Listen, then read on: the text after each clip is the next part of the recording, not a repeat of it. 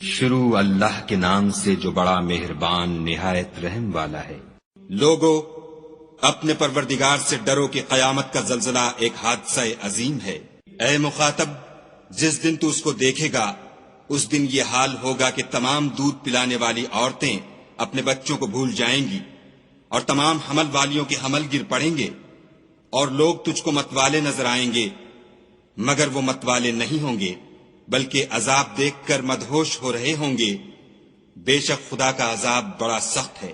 اور بعض لوگ ایسے ہیں جو خدا کی شان میں علم و دانش کے بغیر جھگڑتے اور ہر شیطان سرکش کی پیروی کرتے ہیں، جس کے بارے میں لکھ دیا گیا ہے کہ جو اسے دوست رکھے گا تو وہ اس کو گمراہ کر دے گا اور دوزخ کے عذاب کا رستہ دکھائے گا۔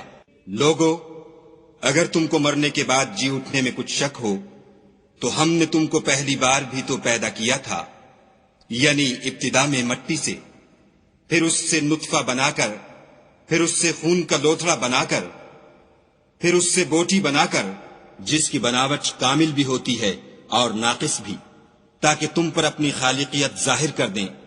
اور ہم جس کو چاہتے ہیں ایک میعاد مقرر تک پیٹ میں ٹھہرائے رکھتے ہیں، پھر تم کو بچہ بنا کر نکالتے ہیں، پھر تم جوانی کو پہنچتے ہو، اور بعض قبل از پیری مر جاتے ہیں، اور بعض شیخ فانی ہو جاتے اور بڑھاپے کی نہایت خراب عمر کی طرف لوٹائے جاتے ہیں کہ بہت کچھ جاننے کے بعد بالکل بے علم ہو جاتے ہیں۔ اور اے دیکھنے والے، تو دیکھتا ہے کہ ایک وقت میں زمین خشک پڑی ہوتی ہے، پھر جب ہم اس پر مہ برساتے ہیں تو وہ شاداب ہو جاتی اور ابھرنے لگتی ہے اور طرح طرح کی بارونق چیزیں اگاتی ہے۔ ان قدرتوں سے ظاہر ہے کہ خدا ہی قادر مطلق ہے جو برحق ہے، اور یہ کہ وہ مردوں کو زندہ کر دیتا ہے، اور یہ کہ وہ ہر چیز پر قدرت رکھتا ہے، اور یہ کہ قیامت آنے والی ہے، اس میں کچھ شک نہیں، اور یہ کہ خدا سب لوگوں کو جو قبروں میں ہیں جلا اٹھائے گا۔ اور لوگوں میں کوئی ایسا بھی ہے جو خدا کی شان میں بغیر علم و دانش کے اور بغیر ہدایت کے اور بغیر کتاب روشن کے جھگڑتا ہے اور تکبر سے گردن موڑ لیتا ہے تاکہ لوگوں کو خدا کے رستے سے گمراہ کر دے، اس کے لیے دنیا میں ذلت ہے، اور قیامت کے دن ہم اسے عذاب آتش سوزاں کا مزہ چکھائیں گے۔ اے سرکش، یہ اس کفر کی سزا ہے جو تیرے ہاتھوں نے آگے بھیجا ہے، اور خدا اپنے بندوں پر ظلم کرنے والا نہیں۔ اور لوگوں میں بعض ایسا بھی ہے جو کنارے پر کھڑا ہو کر خدا کی عبادت کرتا ہے، اگر اس کو کوئی دنیاوی فائدہ پہنچے تو اس کے سبب مطمئن ہو جائے، اور اگر کوئی آفت پڑے تو منہ کے بل لوٹ جائے، یعنی پھر کافر ہو جائے۔ اس نے دنیا میں بھی نقصان اٹھایا اور آخرت میں بھی، یہی تو نقصان صریح ہے۔ یہ خدا کے سوا ایسی چیز کو پکارتا ہے جو نہ اسے نقصان پہنچائے اور نہ فائدہ دے سکے، یہی تو پرلے درجے کی گمراہی ہے۔ بلکہ ایسے شخص کو پکارتا ہے جس کا نقصان فائدے سے زیادہ قریب ہے، ایسا دوست بھی برا اور ایسا ہم صحبت بھی برا۔ جو لوگ ایمان لائے اور عمل نیک کرتے رہے، خدا ان کو بہشتوں میں داخل کرے گا جن کے نیچے نہریں چل رہی ہیں۔ کچھ شک نہیں کہ خدا جو چاہتا ہے کرتا ہے۔ جو شخص یہ گمان کرتا ہو کہ خدا اس کو دنیا اور آخرت میں مدد نہیں دے گا تو اس کو چاہیے کہ اوپر کی طرف یعنی اپنے گھر کی چھت میں ایک رسی باندھے، پھر اس سے اپنا گلا گھونٹ لے، پھر دیکھے کہ آیا یہ تدبیر اس کے غصے کو دور کر دیتی ہے۔ اور اسی طرح ہم نے اس قرآن کو اتارا ہے جس کی تمام باتیں کھلی ہوئی ہیں، اور یہ یاد رکھو کہ خدا جس کو چاہتا ہے ہدایت دیتا ہے۔ جو لوگ مومن یعنی مسلمان ہیں اور جو یہودی ہیں اور ستارہ پرست اور عیسائی اور مجوسی اور مشرک، خدا ان سب میں قیامت کے دن فیصلہ کر دے گا۔ بے شک خدا ہر چیز سے باخبر ہے۔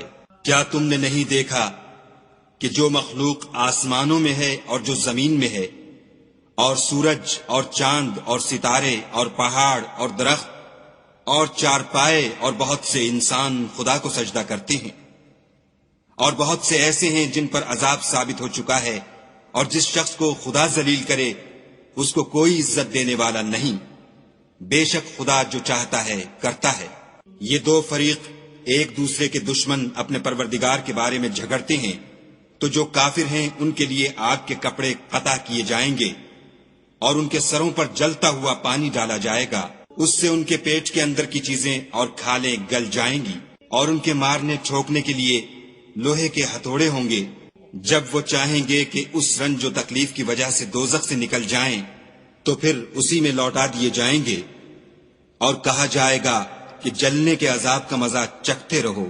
جو لوگ ایمان لائے اور عمل نیک کرتے رہے، خدا ان کو بہشتوں میں داخل کرے گا جن کے تلے نہریں بہ رہی ہیں، وہاں ان کو سونے کے کنگن پہنائے جائیں گے اور موتی، اور وہاں ان کا لباس ریشمی ہوگا، اور ان کو پاکیزہ کلام کی ہدایت کی گئی اور خدائے حمید کی راہ بتائی گئی۔ جو لوگ کافر ہیں اور لوگوں کو خدا کے رستے سے اور مسجد محترم سے، جسے ہم نے لوگوں کے لیے یکساں عبادت گاہ بنایا ہے، روکتے ہیں، خواہ وہ وہاں کے رہنے والے ہوں یا باہر سے آنے والے، اور جو اس میں شرارت سے کجروی و کفر کرنا چاہے، اس کو ہم درد دینے والے عذاب کا مزہ چکھائیں گے۔ اور ایک وقت تھا جب ہم نے ابراہیم کے لیے خانہ کعبہ کو مقام مقرر کیا اور ارشاد فرمایا کہ میرے ساتھ کسی چیز کو شریک نہ کیجو، اور طواف کرنے والوں اور قیام کرنے والوں اور رکوع کرنے والوں اور سجدہ کرنے والوں کے لیے میرے گھر کو صاف رکھا کرو، اور لوگوں میں حج کے لیے ندا کر دو کہ تمہاری طرف پیدل اور دبلے دبلے اونٹوں پر جو دور دراز رستوں سے چلے آتے ہوں سوار ہو کر چلے آئیں، تاکہ اپنے فائدے کے کاموں کے لیے حاضر ہوں، اور قربانی کے ایام معلوم میں 4 پایہ مویشی کے ذبح کے وقت جو خدا نے ان کو دیے ہیں ان پر خدا کا نام لیں، اس میں سے تم خود بھی کھاؤ اور فقیر درماندہ کو بھی کھلاؤ۔ پھر چاہیے کہ لوگ اپنا میل کچیل دور کریں اور نظریں پوری کریں اور خانہ قدیم یعنی بیت اللہ کا طواف کریں۔ یہ ہمارا حکم ہے، اور جو شخص ادب کی چیزوں کی جو خدا نے مقرر کی ہیں عظمت رکھے تو یہ پروردگار کے نزدیک اس کے حق میں بہتر ہے۔ اور تمہارے لیے مویشی حلال کر دیے گئے ہیں سوا ان کے جو تمہیں پڑھ کر سنائے جاتے ہیں، تو بتوں کی پلیدی سے بچو اور جھوٹی بات سے اجتناب کرو، صرف ایک خدا کے ہو کر اور اس کے ساتھ شریک نہ ٹھہرا کر۔ اور جو شخص کسی کو خدا کے ساتھ شریک مقرر کرے تو وہ گویا ایسا ہے جیسے آسمان سے گر پڑے، پھر اس کو پرندے اچک لے جائیں یا ہوا کسی دور جگہ اڑا کر پھینک دے۔ یہ ہمارا حکم ہے۔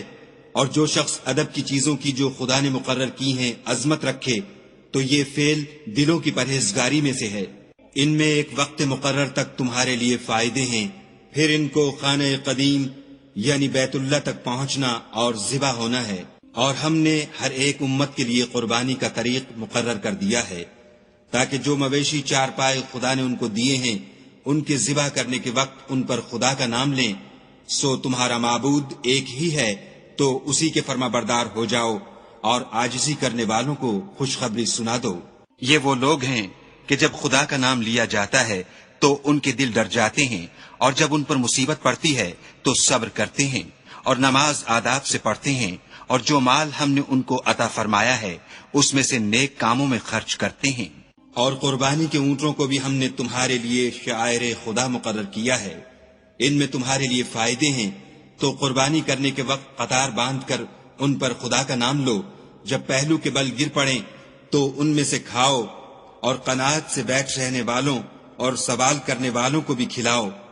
اس طرح ہم نے ان کو تمہارے زیر فرمان کر دیا ہے تاکہ تم شکر کرو۔ خدا تک نہ ان کا گوشت پہنچتا ہے اور نہ خون، بلکہ اس تک تمہاری پرہیزگاری پہنچتی ہے۔ اسی طرح خدا نے ان کو تمہارا مسخر کر دیا ہے تاکہ اس بات کے بدلے کہ اس نے تم کو ہدایت بخشی ہے اسے بزرگی سے یاد کرو، اور اے پیغمبر صلی اللہ علیہ وآلہ وسلم نیکوکاروں کو خوشخبری سنا دو۔ خدا تو مومنوں سے ان کے دشمنوں کو ہٹاتا رہتا ہے، بے شک خدا کسی خیانت کرنے والے اور کفران نعمت کرنے والے کو دوست نہیں رکھتا۔ جن مسلمانوں سے خواہ مخواہ لڑائی کی جاتی ہے ان کو اجازت ہے کہ وہ بھی لڑیں، کیونکہ ان پر ظلم ہو رہا ہے، اور خدا ان کی مدد کرے گا، وہ یقیناً ان کی مدد پر قادر ہے۔ یہ وہ لوگ ہیں کہ اپنے گھروں سے ناحق نکال دیے گئے، انہوں نے کچھ قصور نہیں کیا، ہاں یہ کہتے ہیں کہ ہمارا پروردگار خدا ہے۔ اور اگر خدا لوگوں کو ایک دوسرے سے نہ ہٹاتا رہتا تو راہبوں کے صومعے اور عیسائیوں کے گرجے اور یہودیوں کے عبادت خانے اور مسلمانوں کی مسجدیں جن میں خدا کا بہت سا ذکر کیا جاتا ہے گرائی جا چکی ہوتی، اور جو شخص خدا کی مدد کرتا ہے خدا اس کی ضرور مدد کرتا ہے، بے شک خدا توانا اور غالب ہے۔ یہ وہ لوگ ہیں کہ اگر ہم ان کو ملک میں دسترس دیں تو نماز پڑھیں اور زکوٰۃ ادا کریں اور نیک کام کرنے کا حکم دیں اور برے کاموں سے منع کریں، اور سب کاموں کا انجام خدا ہی کے اختیار میں ہے۔ اور اگر یہ لوگ تم کو جھٹلاتے ہیں تو ان سے پہلے نوح کی قوم اور عاد اور سمود بھی اپنے پیغمبروں کو جھٹلا چکے ہیں، اور قوم ابراہیم اور قوم لوط بھی، اور مدین کے رہنے والے بھی، اور موسیٰ بھی تو جھٹلائے جا چکے ہیں، لیکن میں کافروں کو مہلت دیتا رہا، پھر ان کو پکڑ لیا، تو دیکھ لو کہ میرا عذاب کیسا سخت تھا۔ اور بہت سی بستیاں ہیں کہ ہم نے ان کو تباہ کر ڈالا کہ وہ نافرمان تھیں، سو وہ اپنی چھتوں پر گری پڑی ہیں، اور بہت سے کنویں بیکار اور بہت سے محل ویران پڑے ہیں۔ کیا ان لوگوں نے ملک میں سیر نہیں کی تاکہ ان کے دل ایسے ہوتے کہ ان سے سمجھ سکتے اور کان ایسے ہوتے کہ ان سے سن سکتے؟ بات یہ ہے کہ آنکھیں اندھی نہیں ہوتی بلکہ دل جو سینوں میں ہیں وہ اندھے ہوتے ہیں۔ اور یہ لوگ تم سے عذاب کے لیے جلدی کر رہے ہیں، اور خدا اپنا وعدہ ہرگز خلاف نہیں کرے گا۔ اور بے شک تمہارے پروردگار کے نزدیک ایک روز تمہارے حساب کے روح سے 1000 برس کے برابر ہے۔ اور بہت سی بستیاں ہیں کہ میں ان کو مہلت دیتا رہا اور وہ نافرمان تھیں، پھر میں نے ان کو پکڑ لیا اور میری ہی طرف لوٹ کر آنا ہے۔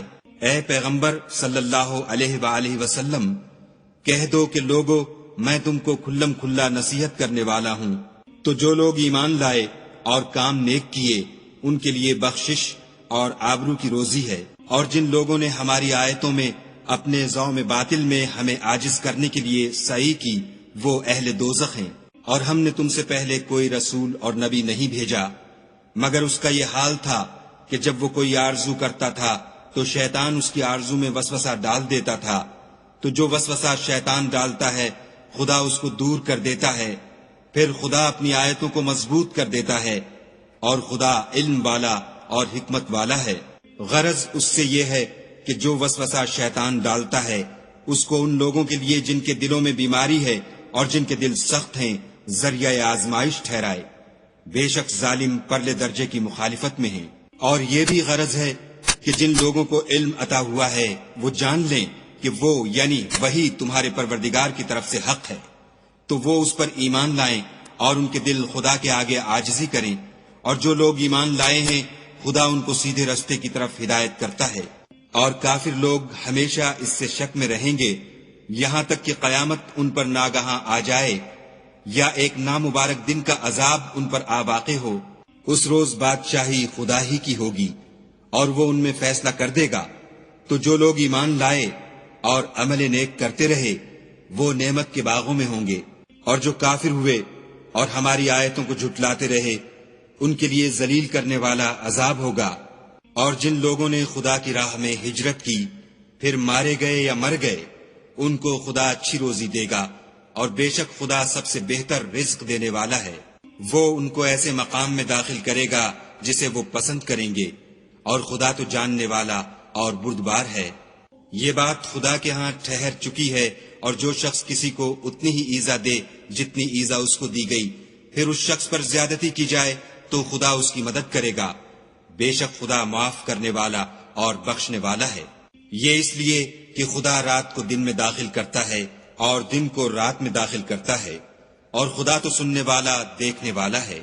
یہ اس لیے کہ خدا ہی برحق ہے، اور جس چیز کو کافر خدا کے سوا پکارتے ہیں وہ باطل ہے، اور اس لیے کہ خدا رفیع الشان اور بڑا ہے۔ کیا تم نہیں دیکھتے کہ خدا آسمان سے مے برساتا ہے تو زمین سرسبز ہو جاتی ہے؟ بے شک خدا مہربان اور خبردار ہے۔ جو کچھ آسمانوں میں ہے اور جو کچھ زمین میں ہے اسی کا ہے، اور بے شک خدا بے نیاز اور قابل ستائش ہے۔